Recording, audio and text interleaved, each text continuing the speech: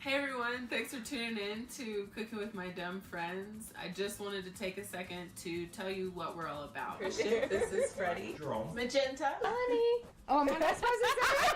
No, that's perfect. You did. But a lot of people don't really pick up on that, so that's fine. good. I'm Cooking good. with My I Dumb watch a lot Friends of is TV. about deepening relationships with my friends and food and creating an awesome community around cooking. What that means for me is really just taking the time to slow down and interact and really delve into the sensory experience that cooking is. And it's like you walk into a house where they're cooking awesome food and you're like, oh my God, like what are you making? Like it possesses you. You're just like, I have to know what this is. I have to try it. I just want to bring that to all my friends. Good meeting. That sounds like a win. This green chili is super versatile.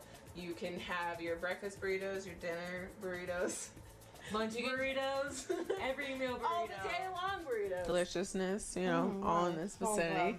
Thanks so much for checking out Cooking with My Dumb Friends. I hope that you like every video and subscribe and share it with your friends because I'm sharing it with mine. What's that under?